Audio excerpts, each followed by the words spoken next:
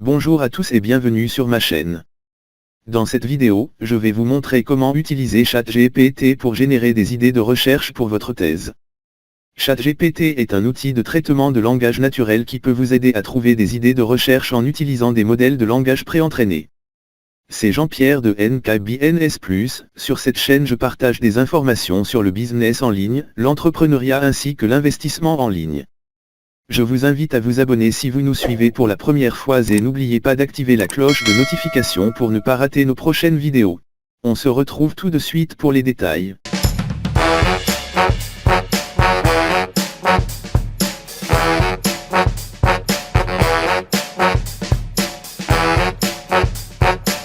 Voici une brève présentation de ChatGPT. ChatGPT est un modèle de langage préentraîné développé par OpenAI.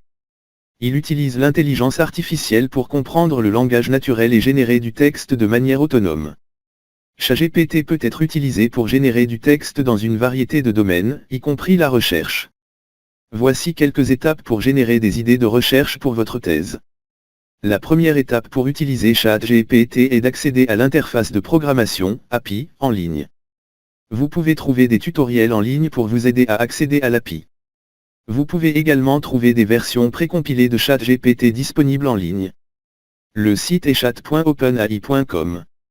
Pour ceux qui sont dans les pays non éligibles à ChatGPT, suivez la vidéo dont le lien est affiché à droite de votre écran, laquelle vous explique comment créer un compte ChatGPT. Étape 2. Préparez votre recherche. Avant de commencer à utiliser ChatGPT, vous devez avoir une idée claire de votre sujet de recherche. Vous devez également rassembler des informations pertinentes sur votre sujet. Cela peut inclure des articles de revues scientifiques, des livres, des conférences, des discussions avec d'autres chercheurs, etc. Étape 3. Entrez votre sujet de recherche. Une fois que vous avez accédé à ChatGPT, vous pouvez entrer votre sujet de recherche dans l'interface utilisateur. Vous pouvez également ajouter des mots-clés ou des phrases clés qui sont pertinents pour votre recherche. Étape 4. Générez des idées de recherche. Une fois que vous avez entré votre sujet de recherche et les mots-clés pertinents, ChatGPT générera une liste d'idées de recherche basées sur les informations fournies. Vous pouvez explorer ces idées de recherche et les affiner en fonction de vos besoins. Voilà, vous savez maintenant comment utiliser ChatGPT pour générer des idées de recherche pour votre thèse. Passons à la pratique et je vous invite sur mon écran. Voilà. Je suis sur l'écran de mon ordinateur et je me suis connecté à ChatGPT. Je commence d'abord par le saluer. Salut. Et il me répond. Bonjour. Comment puis-je vous aider aujourd'hui? Et je lui pose ma question. Peux-tu me donner les titres de mémoire de thèse sur la déforestation? Et il me répond. Bien sûr, voici quelques exemples de titres de thèse sur la déforestation. 1. Analyse de la dynamique de déforestation en Amazonie brésilienne et ses impacts sur les populations locales. 2. Évaluation de l'efficacité des politiques de conservation pour prévenir la déforestation dans les forêts tropicales. 3. Analyse de l'impact de la déforestation sur la biodiversité et la qualité de l'eau dans les bassins versants. 4. Les causes de la déforestation en Afrique centrale, étude de cas de la République démocratique du Congo. 5. Évaluation des mécanismes de compensation pour réduire la déforestation causée par l'expansion des plantations industrielles. J'espère que cela vous aide. Si vous avez besoin de plus d'informations, n'hésitez pas à me demander. Voilà. Est-ce que je peux avoir la structure pour le deuxième titre? Bien sûr, voici une structure possible pour une thèse sur l'évaluation de l'efficacité des politiques de conservation pour prévenir la déforestation dans les forêts tropicales. 1. Introduction, présentation de la problématique de la déforestation dans les forêts tropicales, des enjeux environnementaux, sociaux et économiques, et de l'importance des politiques de conservation.